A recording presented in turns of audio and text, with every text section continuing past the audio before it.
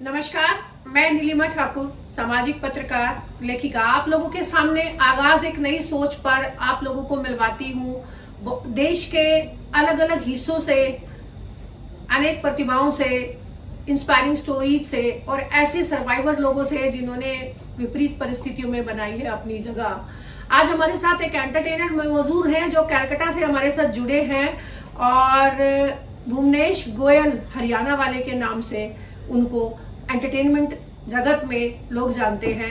वो एक बहुत अच्छे सिंगर हैं और खाटू श्याम जी के बहुत बड़े भक्त भी। तो स्वागत है सर आपका स्टूडियो में। और जैसे कि आपके नाम में प्रतीत होता है कि हरियाणा वाले, भुवनेश गोयल हरियाणा वाले, तो इस नाम की पहले तो सबसे पहले आप हमें बताएं कि ये नाम में क्या आपके राज है। सभी को सबसे पहले भुवनेश गोयल हरियाणा वाला कलकत्ता से मेरा जय श्री श्याम सभी प्रेमियों को। हरियाणा वाला मैं भिवानी से बिलोंग करता हूँ और बॉर्न एंड बॉट अप मेरा कलकत्ता से है और कलकत्ता में सारी एक्टिविटीज करते हैं, बाबा को रिझाते हैं और भजन, गो ग्रीन इनिशिएटिव, साइकिलिंग के माध्यम से, रनिंग के माध्यम से वहाँ भी है। सभी एक्टिविटीज में रहते हैं और हमारा चल रहा है। जैसे कि मैं आपको बताऊं, भारत पुरातन संस्कृतियों की एक अटूट धरोहर से जुड़ी हुई एक ऐसी मिट्टी जहां पर हर कण में 30 कोस पर तो यहाँ पर आपको भाषा का परिवर्तन दिखेगा और संस्कृति का परिवर्तन दिखेगा, लेकिन इसके बावजूद सारे देश को एक कड़ी से जोड़ता है। और उसमें सबसे प्रमुख जो चीज आती है वो है संगीत, वो है सिनेमा, वो है एंटरटेनमेंट। और भुवनेश जी बहुत ही शानदार एक्टर भी आप कह सकते हो कि मैंने उनकी पिछली बहुत सारी जो उनके पिक्चर्स देखे हैं, उनके जो एंटरटेनिंग इवेंट्स देखे हैं, उसमें वो एक बहुत अच्छे एक्टर के तौर पर भी हैं, एक स्टैंड अप कॉमेडियन के तौर पर भी अच्छी बातचीत करते हैं। बहुत सारे लोग होते हैं जो अलग अलग प्रतिभाओं के साथ आते हैं, जन्म लेते हैं और आगे बढ़ते हैं, लेकिन एक आदमी बहुत सारी चीजें करता हो और बहुत सारी प्रतिभाएं उसके भीतर हो, ऐसे भुवनेश जी हैं। तो भुवनेश जी, मैंने आपके बारे में बताया, लेकिन इसमें सबसे बड़ी एक चीज ये है कि आपको कैसे गाने की प्रेरणा मिली। देखिए, किसी ना किसी के अंदर कोई ना कोई एक्टिविटी होती है, कोई ना कोई हुनर होता है, बट आपको जिस वजह से आज सारा देश जान रहा है वो है आपका गीत, वो है आपके भजन। तो यहाँ तक की प्रेरणा आपको कैसे मिली? सबसे पहले तो मैं स्टार्टिंग से कलकत्ता में जो भी प्रोग्राम्स होते थे उसमें मैं एंकरिंग भी करता था। उसके बाद हिंदी सॉन्ग्स, और एक और बात है, वहाँ जो बंगाली लैंग्वेज है उसमें भी मैंने बहुत सॉन्ग्स गाए हैं। वहाँ के हिट जो सभी लोगों ने बहुत पसंद किए और उन्होंने मेरे को प्रोत्साहित किया कि आप इसमें और जुड़िए और आइए और माने आप सॉन्ग्स कीजिए और गाने गाइए, हम लोग को आपका गाना बहुत अच्छा लगता है।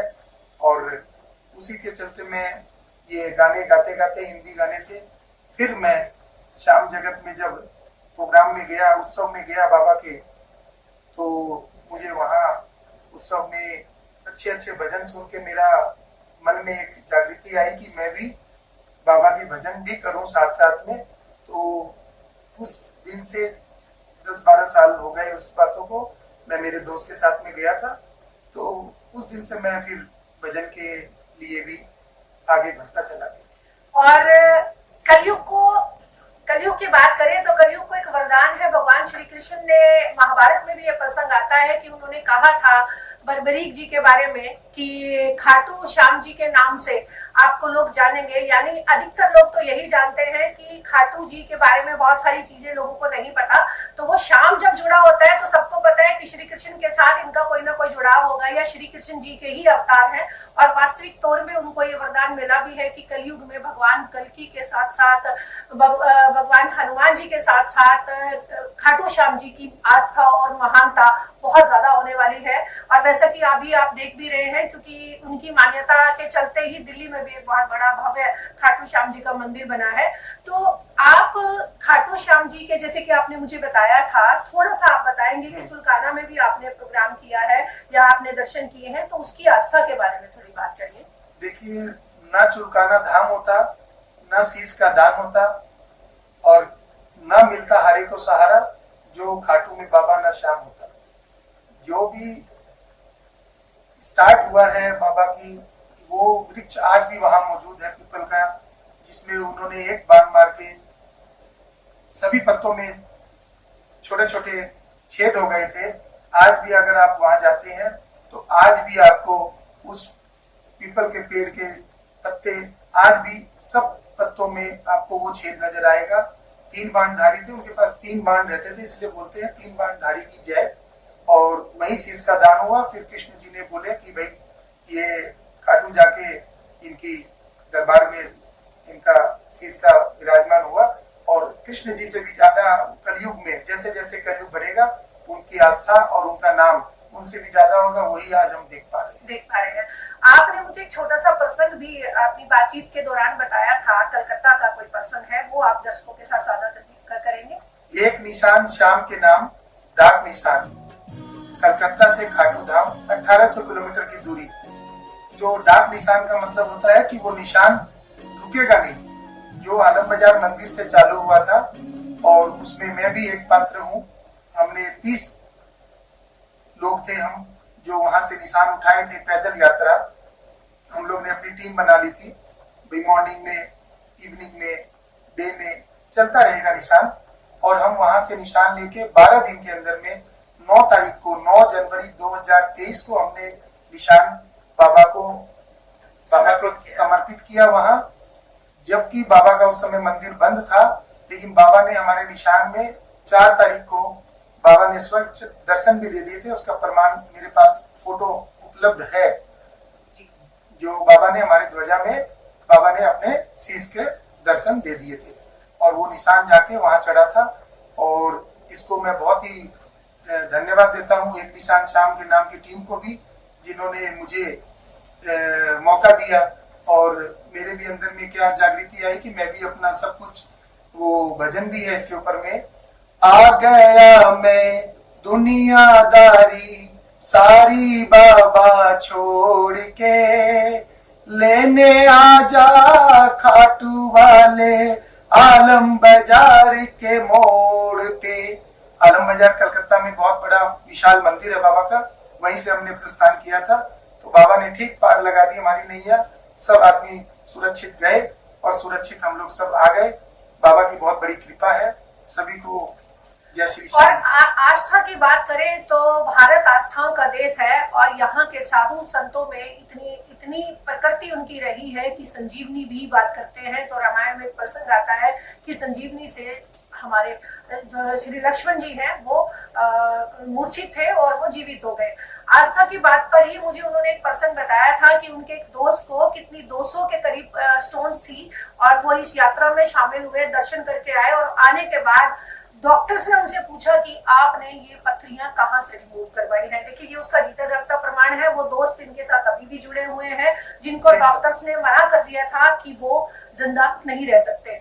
तो भारत की संस्कृति एक अलग आभा रखती है अपनी। और आज हमारे साथ यहाँ स्टूडियो में इतने जो बहुत ही बाबा के भक्त हैं, श्याम बाबा के भक्त हैं।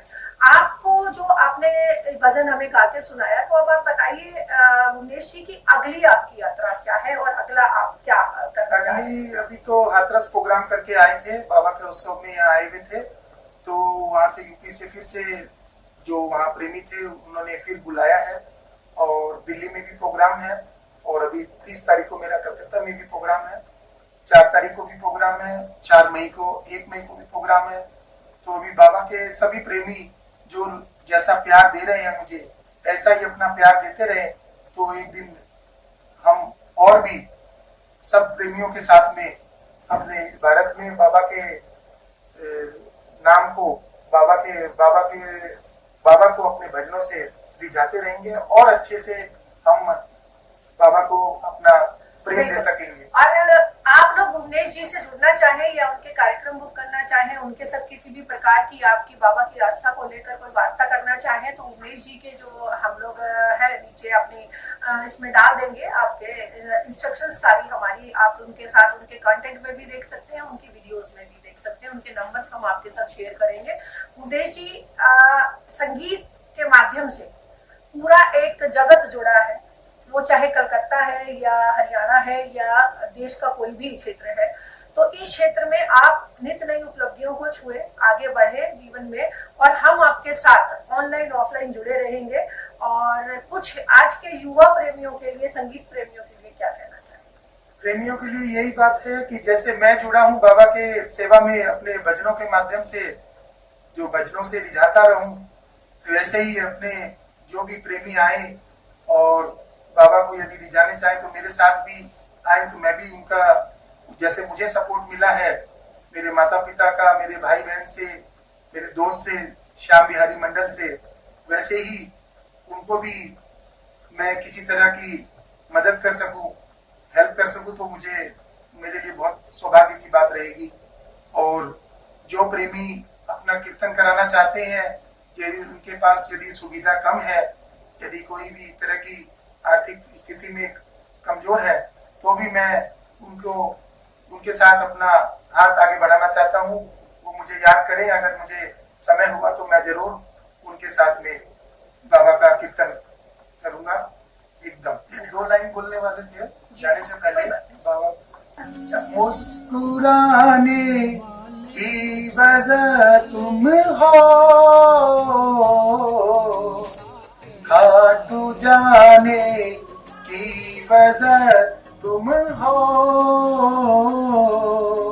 जिया जाए ना जाए ना जाए ना और सांवरे, जिया जाए ना जाए ना जाए ना और सांवरे। बहुत बहुत धन्यवाद भुवनेश जी आपका स्टूडियो में आने के लिए। और सबसे बड़ी बात जो मैं कहना चाहूंगी कि भारत सर्व सनातन संस्कृति का देश है। बहुत सारे ऐसे आपको भक्त मिलेंगे, बहुत सारे आपको ऐसे लोग मिलेंगे जो इन आस्थाओं की एक विचारधारा को लेकर अपने साथ बहा कर लेकर चल रहे हैं। और सभी से मैं ये निवेदन करूंगी कि अपनी पीढ़ियों को, अपने बच्चों को अपनी संस्कृति से जोड़ने का काम कीजिए, क्योंकि जो अपनी मिट्टी का है वो अपने घर का है, और जो अपने घर का है वो अपने प्रदेश का है, जो अपने प्रदेश का है वो राष्ट्र का है। और राष्ट्र भक्ति जीवन में सबके साथ, सबके विकास के लिए आप जरूर उसको जोड़ें और जुड़ें।